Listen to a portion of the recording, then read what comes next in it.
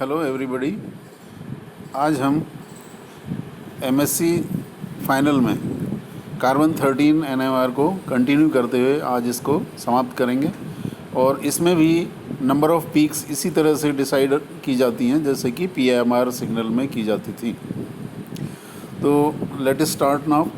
Like PMR the number of signals in CMR है, ये थोड़ा सा करेक्ट कर लीजिए। This is not PMR, this is CMR because we are discussing here CMR, carbon 13 NMR spectroscopy. So the number of signals in CMR depends on the number of carbon atoms. जैसे हमने देखा था कि PMR में hydrogen atom की संख्या के ऊपर उनका सिग्नल पता लगता था, संख्या पता लगती थी। इसी तरह से कार्बन NMR में नंबर ऑफ़ कार्बन एटम्स कितने प्रकार के कितने हैं, इनके ऊपर सिग्नल की संख्या डिपेंड करेगी। Some examples are given below. देखिए कुछ कंपाउंड्स के देते हैं। CH3COCH3 ये प्रोपेनॉन है, और इसमें यदि कार्बन 13 NMR के सिग्नल की बारी आए पता करना हो तो दोनों मिथाइल के कार्बन एक जैसे हैं, उनको A से डिनोट कर रखा है। और CO की कार्बन एक तरह की है, तो दो तरह की कार्बन है, तो इसलिए इसमें दो सिग्नल ही मिलेंगे। Okay, agreed. जबकि इसका पीएमआर आपने देखा, पीएमआर में केवल एक ही सिग्नल मिल रहा था क्योंकि 6 के 6 प्रोटॉन एक जैसे थे, लेकिन सीएमआर में इसमें दो सिग्नल मिलेंगे। इसी तरह से नेक्स्ट जो है अपना, ये एस्टर का के एग्जांपल लिया गया है, CH3COOC2H5। इसको यदि एक्सपेंड करके लिखते हैं थोड़ा सा, तो यहाँ पे आप देख रहे हैं 4 प्रकार की कार्बन है। एक मिथाइल की कार्बन जो कार्बोनिल CO ग्रुप से लगी है वो अलग है, जबकि वो मिथाइल जो CH2CH3 का भाग है एस्टर में OR का, तो वो अलग टाइप से है। तो इसमें 4 प्रकार की कार्बन है। ये A कार्बन, ये B कार्बन CO ग्रुप की कार्बन को एक्स्ट्रा कार्बन से बता रखा है, और OCH2CH3 तो वो मिथिलीन की जो कार्बन जो ऑक्सीजन से लगी है ये 3rd प्रकार की है, और CH3 की जो कार्बन है वो 4th प्रकार की है। तो इस तरह से इसमें 4 सिग्नल मिलेंगे। और इसी तरह से टॉल्वीन में 5 प्रकार के 5 कार्बन NMR संकेत मिलेंगे, क्योंकि आप देख सकते हो कि यदि इसको एक सेंटर ऑफ एक्सिस से गुजारा जाए, इस कार्बन मिथाइल वाली कार्बन और इसके सामने वाली को, तो ये एक प्रकार की है, ये कार्बन दूसरे प्रकार की हैं।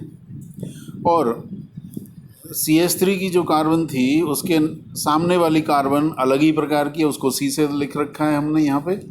और इसी तरह से मिथाइल की कार्बन अलग प्रकार की है, और जो कार्बन बेंजीन की मिथाइल से लगी है वो अलग ही E प्रकार की है। तो कुल मिला के 5 प्रकार की कार्बन है, तो 5 CMR सिग्नल मिलेंगे। ये देखिए नेक्स्ट हम ले लेते हैं मेटाजाइलिन में आप देख सकते हैं मेटाजाइलिन में कि हाँ, ये आपका एक्सिस ऑफ सिमेट्री है। तो मिथाइल की जो दोनों कार्बन हैं वो एक जैसी हैं, उनको B से लिखा हुआ है, और जो कार्बन मिथाइल से लगी हुई है उसको A से लिखा गया है। तो ठीक है, 2 तरह के दिए हो गए, और एक ये तो अलग है ही, जहाँ से ये सेंटर ऑफ सिमेट्री गुजर रही थी, ये C हो गया। और देखिए ये और ये कार्बन, ये जो हैं ये डबल, ये एक प्रकार से हैं, एक प्रकार की हैं, उसको D लिख दिया गया है। और C के सामने वाली प्रकार की जो कार्बन है वो अलग प्रकार की है, E से उसको लिखा गया है। तो कुल मिला के 5 प्रकार की कार्बन हैं जिनको हमने A, B, C, D और E से दिखाया गया है। तो इसमें कार्बन के NMR के 5 सिग्नल मिलेंगे। इसी तरह से देखिए ये पैराजाइलिन लिया है। पैराजाइलिन में मिथाइल आमने सामने होते हैं, और अब आप देख सकते हैं कि ये जो है एक्सिस ऑफ सिमेट्री ये गुजरने वाला है। तो इसमें मिथाइल की कार्बन, दोनों की मिथाइल कार्बन एक जैसी, उनको B से डिनोट कर रखा है, और जिस कार्बन से ये मिथाइल लगे हुए हैं उनको C से डिनोट कर रखा है। तो और देखिए ये कार्बन और ये कार्बन आइडेंटिकल हैं। क्योंकि आप जानते हो 180 डिग्री घुमाने पर ये एक दूसरे से एक्सचेंज हो जा सकती हैं। और ये एक तरह के हैं, ये इनको डी से लिखा गया है। नहीं सॉरी, ये भी उसी तरह से हैं, ये भी ए है, मतलब all these 4 carbon are identical, जिनको ए से लिखा गया है। हाँ, उसका रीज़न ये है कि ना केवल ये centre of axis of symmetry है, बल्कि ये एक्सिस भी एक्सिस ऑफ सिमेट्री है। तो ये कार्बन और ये कार्बन एक जैसे हैं, इधर ये कार्बन एक जैसे हैं, और इस एक्सिस ऑफ सिमेट्री के अनुसार ये और ये कार्बन एक जैसे हैं। तो कुल मिला के ये जो बेंजीन के चारों कार्बन एक जैसे ही हुए, जिन पर मिथाइल नहीं लगा हुआ है, उनको ए से लिखा गया है। और बी वो कार्बन है जो मिथाइल के हैं, और सी कार्बन वो है अलग टाइप से है, वो जिस पर मिथाइल ग्रुप लगा हुआ है। तो यहाँ पे केवल 3 प्रकार की ही कार्बन हैं पैराज़ाइलिन में, तो यहाँ 3 सिग्नल मिलेंगे। नेक्स्ट ये कंपाउंड है जिसका नाम है 2-क्लोरोब्यूटेन। इसमें आप देख सकते हैं कि 4 प्रकार की कार्बन है, एक मिथाइल की कार्बन तो ये है और एक मिथाइल कार्बन ये, लेकिन ये आइडेंटिकल नहीं है, इसलिए उनको अलग अलग डिनोट कर रखा है ए और डी से। ये कार्बन जो क्लोरीन से लगी है ये बिल्कुल ही अलग है, इसको बी से लिखा हुआ है। और ये कार्बन जो CH2 की है ये अलग ही प्रकार से, इसको सी से लिखा हुआ है। तो 4 प्रकार की कार्बन है, तो 4 कार्बन NMR सिग्नल मिलेंगे इसी तरह से। और 7th एग्जाम्पल हमने देखिए ये ले रखा है, इसमें what will be its name, this is 1,2,2 dimethyl 3-क्लोरोब्यूटेन। इसमें भी आप देख सकते हैं 4 प्रकार के सिग्नल मिलेंगे। उसका कारण ये है कि आप देख सकते हैं ये मिथाइल इन मिथाइल से बिल्कुल अलग है, तो ये इसको ए लिख दिया गया है। और ये जो 3 मिथाइल हैं, ये वाले और ये वाले, ये 3 मिथाइल एक ही कार्बन से लगे हैं, तो ये एक जैसे हुए, तो इनकी कार्बन एक ही प्रकार की होंगी, उनको डी से यहाँ पे लिखा हुआ है। ऑब्वियसली ये मिथाइल, ये वाले मिथाइल और ये वाला मिथाइल ये अलग अलग प्रकार से हैं, तो इनको अलग अलग लिखा जाएगा। और ये कार्बन क्लोरीन से लगी है, इसको अलग दिखा रखा है हमने, बी से डिनोट कर रखा है। और ये कार्बन बिल्कुल ही अलग है, उसको सी से लिखा हुआ है। तो इसमें 4 सिग्नल ही आपको मिलेंगे कार्बन NMR में। और देखिए इसमें और इसमें थोड़ा सा फ़र्क आप देख सकते हैं।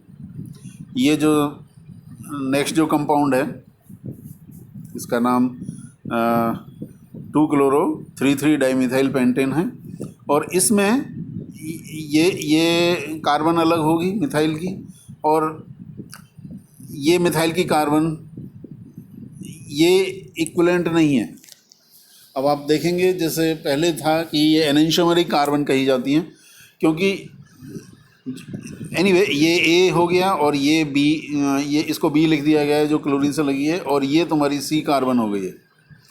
अब क्योंकि बी कार्बन जो है, कार्बन बी, ये केरल कार्बन है, तो ये जो मिथाइल ग्रुप थे इस कार्बन सी से जो 2 मिथाइल ग्रुप लगे हुए हैं, ये एनेंशियोमेरिक मिथाइल ग्रुप कहे जाएंगे, और इन दोनों का नेचर अलग अलग होगा। इसलिए एक के कार्बन को डी से डिनोट कर रखा है, दूसरे के कार्बन को ई से डिनोट कर रखा है। ये नोट करने वाली बात है। पहले यदि यहाँ पे तीनों मिथाइल थे तब ये तीनों एक जैसे थे, लेकिन 2 मिथाइल हैं और एक इथाइल कर दिया गया है अब, तो यहाँ पर मिथाइल भी ये दोनों अलग अलग कार्बन, ये जो मिथाइल के कार्बन ये अलग अलग प्रकार के हैं, ये एनेंशियोमेरिक मिथाइल ग्रुप हैं, तो इसलिए डी और ई इनको लिखा गया है। और ऑब्वियसली CH2 की कार्बन अलग प्रकार की है, उसको F लिख दिया गया है, और लास्ट का जो CH3 है इसको G लिख दिया गया है। ये कार्बन अलग ही है, नॉन इक्विवेलेंट है। तो इसमें 7 सिग्नल आपको मिलेंगे। Okay, I hope you have followed this. ये एक थोड़े सिंपल से एग्जांपल से लिए थे कि यदि आपको एग्ज़ाम में पूछा जाए कि कार्बन 13 NMR में कितने संकेत इस कंपाउंड में आएंगे, तो आप बता सकते हो। उसमें टाइप ऑफ कार्बन आपको पता करनी है, जितनी टाइप ऑफ कार्बन होती है उतने ही CMR सिग्नल होते हैं। अब जैसे प्रोटॉन में, PMR में हमने केमिकल शिफ्ट के रेंज के बारे में बताया था, इसी तरह से इसमें भी केमिकल शिफ्ट का रेंज आपको याद करना है। कार्बन CMR में जो डेल्टा वैल्यूज़ होती हैं वो किस तरह से हैं। तो ये एक टेबल, छोटी सी टेबल है ये, तो बल्कि ये आराम से याद हो जाएगी। Chemical shift for different carbon atoms. तो देखिए PPM रेंज और टाइप ऑफ कार्बन एटम्स के 2 कॉलम आपको दिख रहे होंगे। 10 से 40 ppm में यदि CMR सिग्नल मिल रहा है तो वो sp3 कार्बन को इंडिकेट करता है। 40 से 80 ppm पर यदि CMR सिग्नल मिलता है तो भी वो sp3 कार्बन ही है, लेकिन किसी विद्युत ऋणी या इलेक्ट्रोनेगेटिव एटम से जुड़ा है, क्योंकि आप जानते हैं इलेक्ट्रोनेगेटिव से एटम से जुड़ने से वो कार्बन इलेक्ट्रॉन डेफिशिएंट हो जाएगा, तो वो डी शील्डेड हो जाएगा, इसलिए डेल्टा वैल्यू बढ़ जाएगी। 80 से 115 ये sp कार्बन को कार्बन कार्बन ट्रिपल बॉन्ड को इंडिकेट करेगा, या साइनाइड की कार्बन, वो भी sp कार्बन होती है, उसको इंडिकेट करेगा 80 से 80 to 115 पिकोमीटर। And now this is 100 to 150 ppm में जो डेल्टा वैल्यू मिलेगी वो sp2 carbon of benzene ring के लिए है, उसका CMR सिग्नल। 150 से 185 ये CO कार्बोनिल ग्रुप की कार्बन का है, ऑब्वियसली ऑक्सीजन होने की वजह से डी शील्डेड हो जाएगी, लेकिन ये कार्बोनिल ग्रुप एनहाइड्राइड एमाइड वगैरह के लिए होगा जिनमें रेजोनेंस या कंजुगेशन होता है। 180 से 220 ppm की जो वैल्यू है वो अल्डिहाइड या कीटोन की कार्बन के लिए होती है। ओके, तो ये आराम से याद हो जाएंगे आपको। जहाँ तक इसका जो रूल्स हैं CMR के, वो लगभग वही हैं जो PMR के हैं। General rules for CMR are same as for PMR। A carbon which is bonded to some electronegative atom and becomes electron deficient is de-shielded more and gives CMR signal at higher delta value। ये अभी हम आपको बता रहे थे कि वो carbon जो इलेक्ट्रोनेगेटिव एटम से जुड़ा हुआ है वो डी-शील्डेड हो जाएगा और उसका डेल्टा वैल्यू बढ़ जाएगा। तो उसको इलस्ट्रेट करने के लिए हमने एक कंपाउंड लिखा हुआ है CH3 CH double bond CH COOCH3। इसमें एस्टर ग्रुप है और अल्कीन है। और इसमें देखिए कितने, पहले तो आप ये देख लीजिए कितने प्रकार की कार्बन है, अर्थात कितने कार्बन NMR सिग्नल मिलेंगे। इसमें ये एक प्रकार का है, A लिख दिया है, इसको B, और देखिए ये C है। आपको सोच रहे होंगे B और C तो इक्विवेलेंट है, ये इक्विवेलेंट नहीं है, वैसे ही दिख रहा है। एक CH CO ग्रुप से लगा है और एक CH CH3 से लगा है। अभी देखेंगे कि कौन सा ज़्यादा डेल्टा वैल्यू दिखाएगा, कौन सा कम दिखाएगा, लेकिन इसमें समानता केवल इतनी है कि दोनों sp हाइब्रिड हैं। ओके, अब CO की कार्बन को D से लिखा गया है और OCH3 की कार्बन को E से लिखा गया है। तो पहले तो हम ये बता देते हैं, इसमें 5 कार्बन 13 NMR संकेत मिलेंगे। जहाँ तक इनका अरेंज करने का है, किसका ज़्यादा किसका कम, तो देखिए पहले हम मिथाइल जो sp3 कार्बन है उसके बारे में सोचते हैं। इसको जो मिथाइल A से लिखा हुआ है, देखिए ये किसी इलेक्ट्रोनेगेटिव कार्बन से किसी इलेक्ट्रोनेगेटिव एटम से जुड़ा हुआ नहीं है, जबकि यहाँ का जो मिथाइल है वो ऑक्सीजन से जुड़ा है, तो ये डी-शील्डेड हो जाएगा ऑक्सीजन से जुड़ा हुआ, और ये आपका डी-शील्डेड इतना नहीं होगा। तो A और E में यदि कंपेयर किया जाए तो E का डेल्टा वैल्यू आपको ज़्यादा मिलेगा, डी-शील्डेड का मतलब डेल्टा वैल्यू ज़्यादा होता है, और A का आपको कम मिलेगा। तो वैसे भी रेंज हमने लिख रखी है यहाँ पे, डेल्टा वैल्यू 10 से 40 है इसकी, और इसकी 40 से 80 है, सॉरी इसकी 40 से 80 यहाँ पर लिख रखी है। ओके, अब हम sp कार्बन पे आते हैं B और C में। B और C में आप सोच रहे होंगे जो C है, C वाली जो कार्बन है वो CO से लगी हुई है, इलेक्ट्रोनेगेटिव है, इसका डेल्टा वैल्यू ज़्यादा होना चाहिए और B वाले का कम होना चाहिए, लेकिन ऐसा नहीं है। रेजोनेंस से आप देखोगे यहाँ पे नीचे स्ट्रक्चर दिखा रखा है, आपको बताया जाएगा कि जो B वाली जो कार्बन है इस पर पॉजिटिव चार्ज आ जाता है रेजोनेंस की वजह से। तो पॉजिटिव चार्ज का मतलब इलेक्ट्रॉन डेफिशिएंट हो गई है, और इलेक्ट्रॉन डेफिशिएंट होने की वजह से इसका डेल्टा वैल्यू ज़्यादा होगा और C का डेल्टा वैल्यू कम होगा।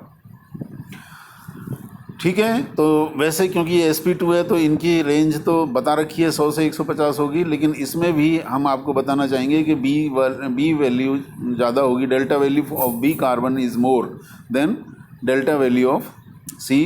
एंड जो डी है वो तो कार्बोनिल ग्रुप है ही, और इसका सबसे ज़्यादा है 150 से 200 ppm। तो ये हमने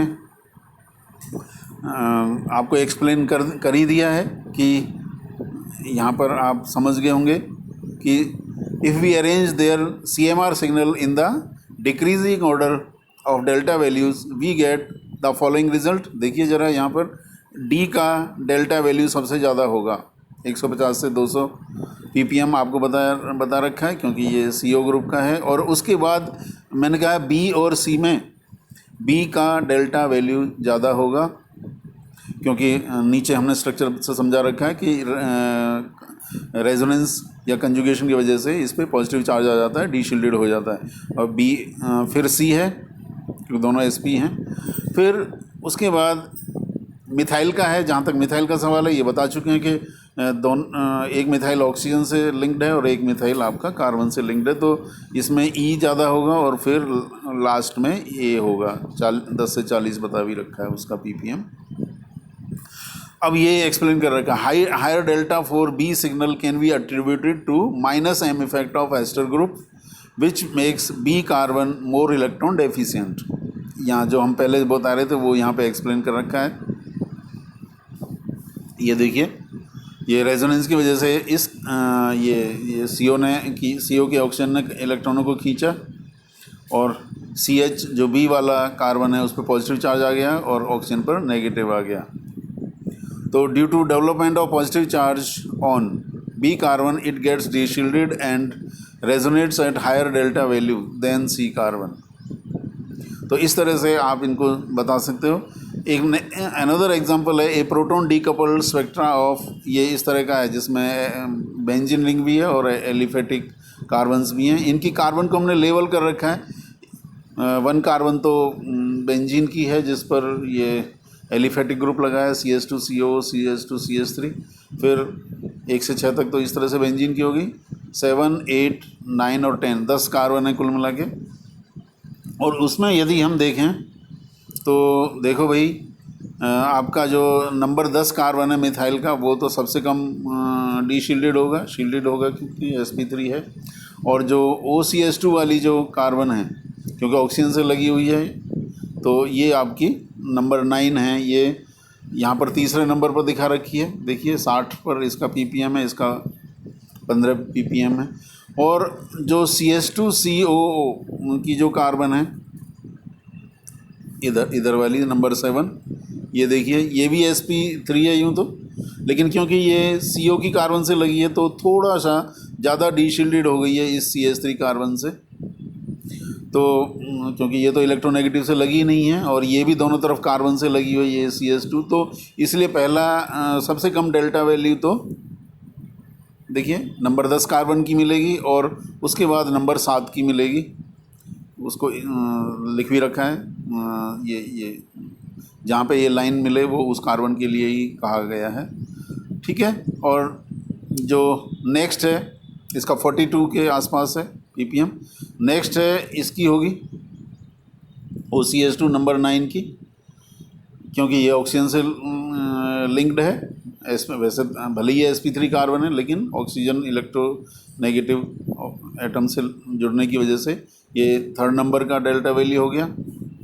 अब ये तो हो गए 10 7 और 9 की। ओके। अब जहाँ तक ये 8 का है, देखिए ये 8 तो CO का है तो बहुत ज़्यादा इसका तो डी शील्डेड होगा, तो ये इसलिए 8 का कार्बन नंबर 8 तुम्हारा यहाँ 170 ppm पर ही मिलेगा क्योंकि ये ज़्यादा डी शील्डेड है। और अब बच गए हैं ये वाले 7 8 9 10 हो गए हैं। अब रह गए बेंजीन वाले। बेंजीन के यहाँ पर देखिए ये जो क्लस्टर ऑफ लाइंस है ये बेंजीन के लिए है। इसमें यदि हम देखें तो ये नंबर 1 कार्बन सबसे ज़्यादा डी शील्डेड है क्योंकि ये एलिफेटिक ग्रुप जो एस्टर ग्रुप है उससे लगा हुआ है। और नंबर 4 को देख लेते हैं। ये 4 क्योंकि सबसे दूर है ये वाला इसलिए ये इन इस क्लस्टर में सबसे ज़्यादा शील्डेड होगा या सबसे कम डी शील्डेड होगा, कैसे भी कह सकते हो। और ओके, क्योंकि ये सबसे ज़्यादा दूर है ये एलिफेटिक ग्रुप के, तो ये 1 और 4 का भी हो गया। रही बात 2, 6 एक जैसे हैं और 3, 5 एक जैसे हैं, तो ऑब्वियस है कि जो 2, 6 है वो क्योंकि अगेन वही ये इलेक्ट्रॉन अट्रैक्टिंग ग्रुप से ये नज़दीक है 2, 6, और 3, 5 थोड़ा सा दूर हैं। हालांकि 3, 5 इक्विवेलेंट हैं, 2, 6 इक्विवेलेंट हैं, तो 2, 6 नज़दीक होने की वजह से डी शील्डेड होंगे, तो ये 2, 6 आपका यहाँ पर आ रहा है और 3, 5 यहाँ पे आ रहा है। तो इस तरह से आप इनमें रेंज बता सकते हो। थोड़ा सा लॉजिक है, कुछ भी नहीं है कि भाई sp3 का सबसे कम होगा, फिर sp2, sp वगैरह इस तरह से। और बेंजीन क्योंकि sp2 होता है तो उसका डी शील्डिंग होने की वजह से वो उसका डेल्टा वैल्यू ज़्यादा हो जाता है। तो इस तरह से आप इनमें बता सकते हो।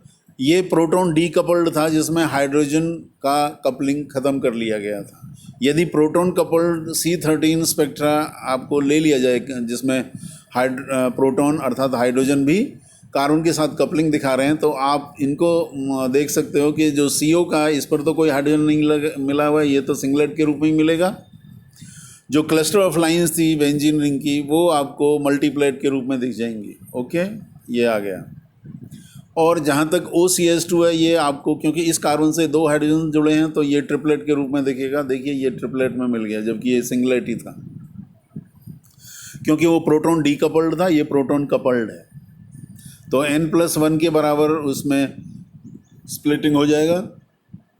और इसी तरह से जो 7th कार्बन जो थी CH2CO वाली, वो 2 हाइड्रोजन से या प्रोटॉन से जुड़ी है, तो वो भी आपको ट्रिपलेट के रूप में ही मिलेगी। ये वाली देखिए, यहाँ सिंगलेट थी लेकिन यहाँ अब ट्रिपलेट हो गई है। ओके, और जो आपको पहले ये CH3 का सिंगलेट दिख रहा था क्योंकि प्रोटॉन डीकपल्ड था, अब 3 हाइड्रोजन जुड़ने की वजह से ये क्वार्टेट मिलेगा। और जो TMS है वो भी आपको डबलेट के रूप में दिख जाएगा। ये प्रोटॉन कपल्ड स्पेक्ट्रम है। इसमें एक प्रॉब्लम सॉल्व कर लेते हैं, ज़्यादा तो इसमें डिस्कशन है भी नहीं आपके लिए। प्रॉब्लम सॉल्विंग में एक कोई कंपाउंड है मॉलिक्यूलर फार्मूला जिसका C4H6O है।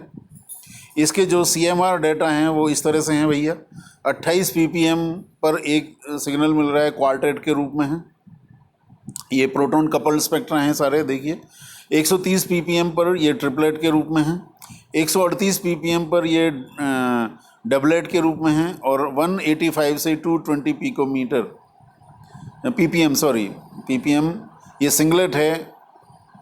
तो ये एक है, तो ये तो CO के कारण होगा, कार्बोनिल ग्रुप के कारण, क्योंकि इतना ज़्यादा डेल्टा उसी के लिए, ये हमने लिख भी रखा है हालांकि।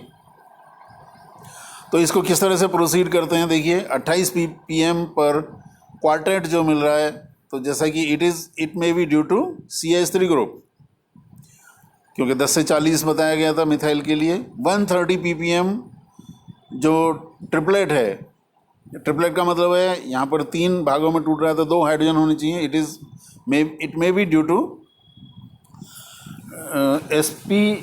sp2 carbon which is bonded to hydrogen, that is C double bond C और 2 H यहाँ पर हैं। तो इसकी वजह से ये आपका दिखेगा ये, क्योंकि यहाँ डेल्टा वैल्यू बढ़ गई है जो कि sp2 कार्बन के लिए होती है 130 ppm।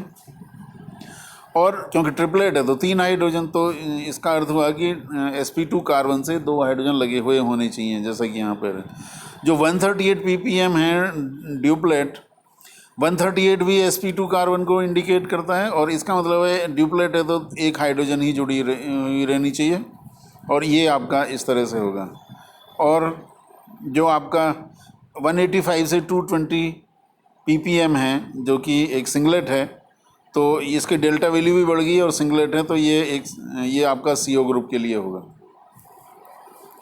ओके, तो अब हमने डायग्नोज इतना कर दिया कि एक तो CO ग्रुप है, देखिए, और एक डबल बॉन्ड CH है, एक डबल बॉन्ड CH2 है और एक CH3 है। तो इसका स्ट्रक्चर ये इस तरह से बन जाता है, CH3CO CH double bond CH2। तो नाम हो जाएगा इसका ब्यूट 3 इन ऑन। तो ठीक है, आज के लिए इतना ही।